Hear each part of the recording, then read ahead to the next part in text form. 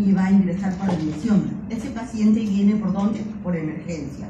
Y generalmente entra por shock traumático. Entonces lo primero que ustedes tienen que ver es la ectoscopía del paciente. ¿Cómo está? ¿Es un paciente que está bien o no está bien? Lo más importante es decir, ¿el paciente está grave o no está en estado de gravedad? Luego, ese paciente tiene mucha suerte si viene acompañado de un familiar, que puede ser esposo, esposa, hijos, sobrinos, nietos. Lo malo es cuando no trae ningún familiar y lo trae o la policía o los bomberos o alguien más que lo ha encontrado en la calle. Importantísimo en la historia clínica es los antecedentes, y dentro de los antecedentes las enfermedades crónicas.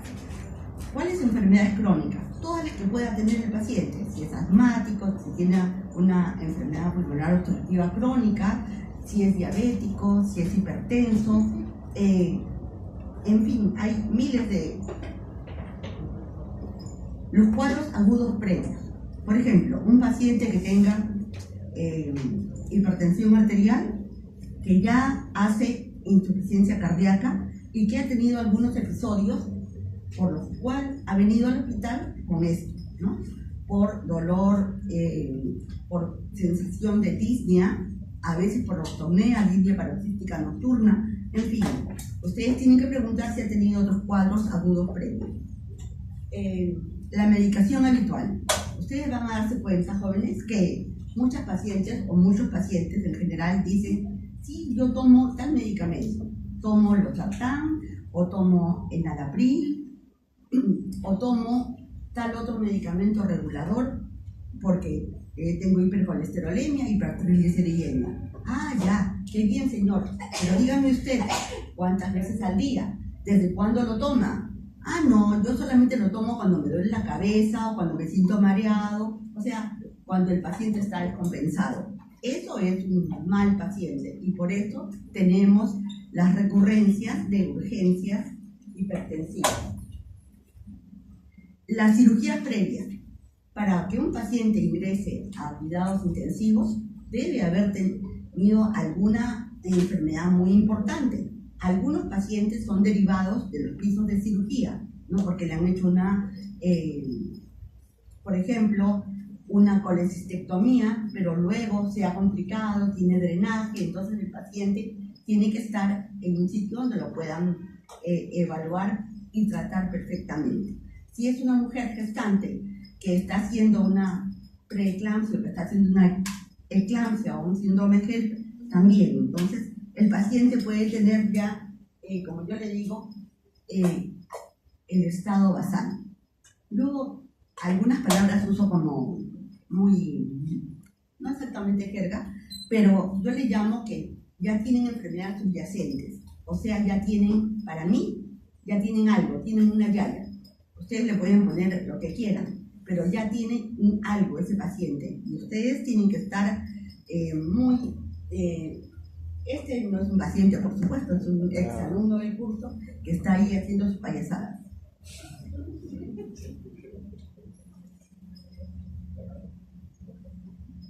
Bien. Esta lámina sirve para decir cuál es el tiempo de enfermedad. En un paciente crítico, obviamente el tiempo de enfermedad no va a ser de un mes, 6 meses o algo así. El paciente puede tener una enfermedad crónica, sí, pero se puede haber descompensado. Y esa descompensación o ese cuadro es agudo, que puede ser de días, de horas o de minutos. Entonces, el actor de ustedes es imprescindible, que actúen bien y con seguridad. Tienen que establecer bien el tiempo de enfermedad y van a preguntarle cuáles son los síntomas principales. Ah, bueno, si la persona no habla, tendrá que decírselo su familiar. Sí, desde hace días que no puede respirar bien, que dice que le duele el pecho y se levanta en la noche, abre la ventana, no puede dormir echado, entonces tiene que estar sentado o sentado. Ah, ¿qué están pensando ustedes? Es un paciente que está haciendo ortopnea, disnea paroxística nocturna y que el paciente tiene una insuficiencia cardíaca que está descompensada. El examen clínico debe ser desde el pelito hasta la punta de los dedos, incluidos los honguitos que puedan tener en las uñas, todo, absolutamente todo. Y dentro de las funciones vitales, bueno, este es un paciente que no se le ve bien las marquitas, pero sí tiene una serie de marcas en la piel, creo que los que están en el grupo de práctica sí lo han visto. Este es un paciente y las funciones vitales, ¿cuáles son las más importantes? Presión arterial, pulso, frecuencia cardíaca, frecuencia respiratoria, temperatura, ¿no? Saturación.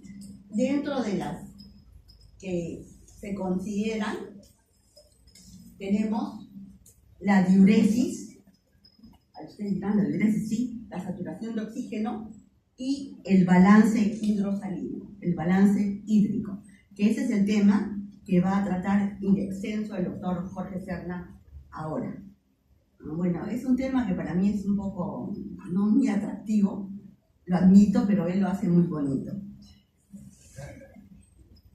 Entonces el paciente, como ustedes se dan cuenta, puede subir esos parámetros o puede bajarlos. Veamos la siguiente. Esta es una escala de coma de Glasgow, es la escala nueva. A lo que yo voy es a los dibujitos de abajo, que no se veían tan bien, pero acá los pueden ver mejor.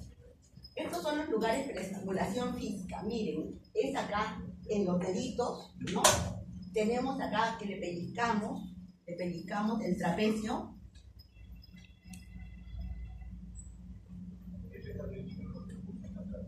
No te escucho. Ya, bueno. Y estas son las flexiones normales. La flexión normal, ¿no? Es retira el brazo lejos del cuerpo, dobla el antebrazo sobre el brazo y lo esquiva. En cambio, una flexión anormal, flexiona, es cierto, pero lo pega al cuerpo, lo rota el antebrazo e incluso esconde el pulgar. Esta es la escala de Glasgow, donde tenemos varios puntos, ¿no? Comprueba, observa, estimula y valora. Para la apertura de los ojos está sobre 4 la calificación. Para la respuesta verbal sobre 5 y para la mejor respuesta motora sobre 6. Como la escala de Glasgow es importante, o sea, yo he sacado fotocopias y ustedes pueden sacar más abajo por esta escala, y estoy segura que el doctor Serna también se les va a enseñar así como yo le he enseñado a mi grupo de alumnos. ¿Sí? O sea, no solamente se le da la orden verbal al paciente, se ve, incluso estimulas al paciente tú mismo. El enfoque por problemas, ese es el enfoque que hay que hacer para hacer una buena historia, un buen diagnóstico. Y estos son los problemas más frecuentes que podemos encontrar en los pacientes críticos. Muchísimos pacientes vienen por insuficiencia respiratoria aguda. La insuficiencia respiratoria puede venir de varias causas, de muchas causas. Imaginemos una, el asma, por ejemplo, y obviamente esa persona es asmática desde joven. Ha hecho crisis, ha tenido que venir a la emergencia, muchas veces lo han nebulizado, lo han sacado, de repente le han puesto hasta adrenalina, en fin. Este es uno de los casos más importantes en el que hay que enfocar al paciente con insuficiencia respiratoria. Este de acá, el shock, es otro tema grande que se va a encargar el doctor Serna en los siguientes días. Los shocks son de 4 tipos, básicamente. Hipovolémico, ¿no? El shock cardiogénico distributivo, que el más conocido es el séptico, y el obstructivo. Tenemos acá los trastornos del sensorio y el síndrome convulsivo. Esto lo podemos ver en los pacientes con un cuadro metabólico, ¿sí? Y también lo podemos ver en los pacientes con encefalopatía hipertensiva, por ejemplo.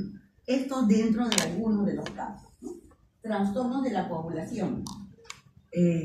¿Sí? Es importantísimo hacerle al paciente un perfil por lo menos chico de coagulación, mejor si es grande, y recuerden que cuando el paciente está muy séptico, puede hacer, obviamente, shock, puede hacer CID, la síndrome de dificultad respiratoria del adulto y se puede morir, ¿no?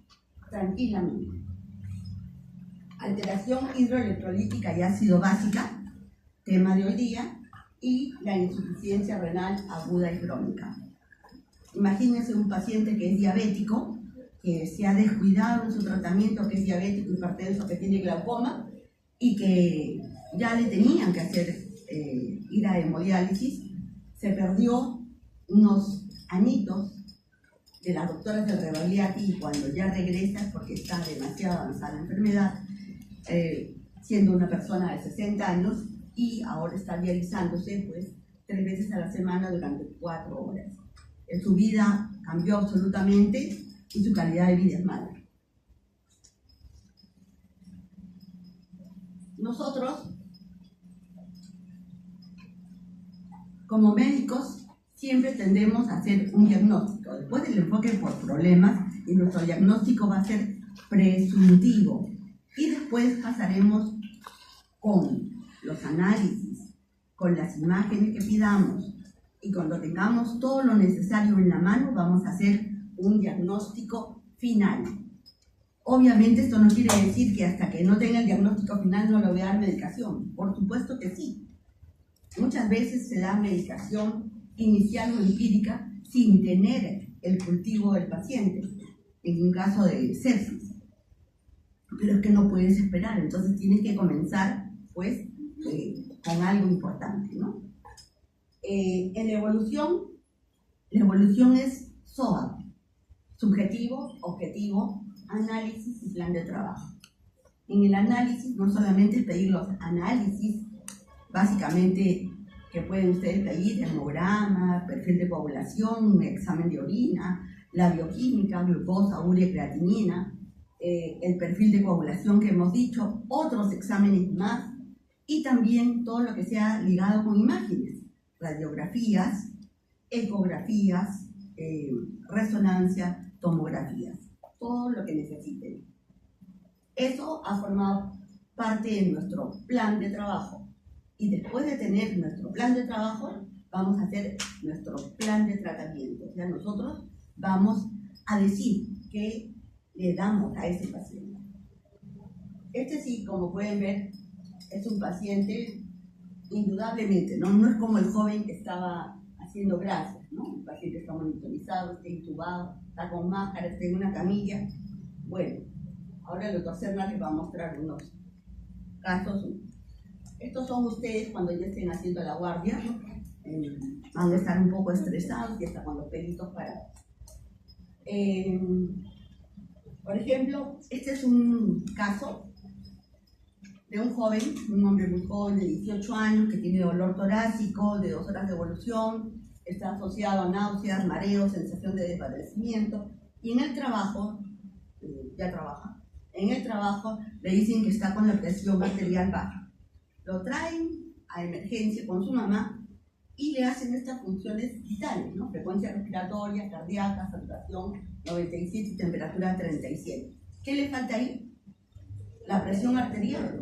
Si les habían dicho que estaba baja, lo menos que podían haber hecho es que le tomen la presión arterial. Con estos datos ustedes podrían decir que el joven no tiene nada, ¿no?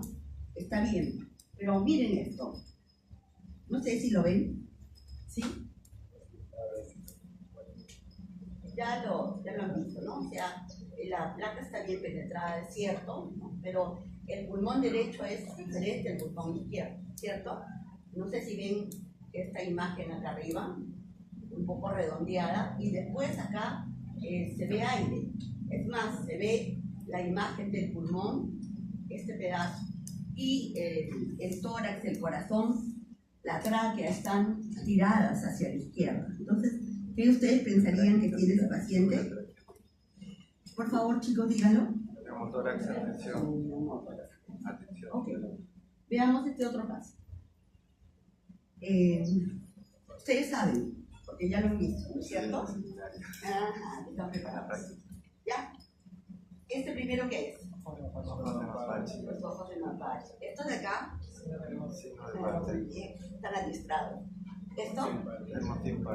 Muy bien, entonces acá los ojos de mapache el signo de Button y el hemotipo. Y acá significa una fractura en la base anterior del cráneo, aquí de la base media, y acá una fractura del hueso temporal.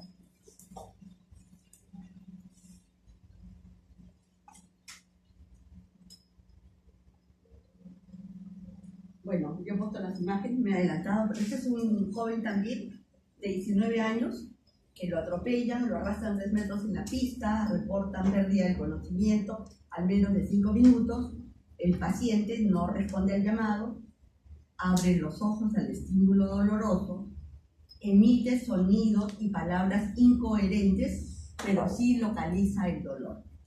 Entonces aplicamos nuestra escala de Glasgow y si está bien aplicada, ¿verdad? En apertura ocular tiene 2, respuesta verbal 3 y respuesta motora tiene 5. Entonces tiene calificación de Glasgow 10. Cuando un paciente tiene menos de 9 es gravedad. Cuando un paciente tiene 3 o menos de 3, el paciente está en coma. Bien, ¿qué les parece que puede ser esto? La toma epidural. Están pero muy listos los chicos.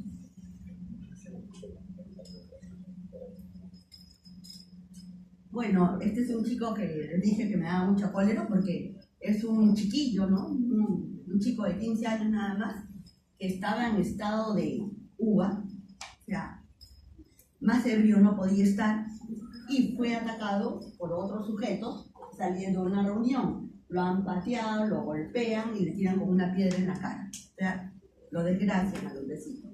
Al examen está quejumbroso, su aliento obviamente es etílico.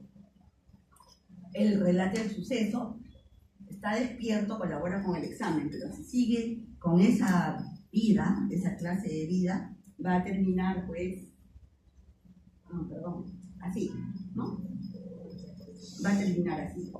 Bien, esta es otra persona. ¿Por qué les presento esto? Porque quiero que se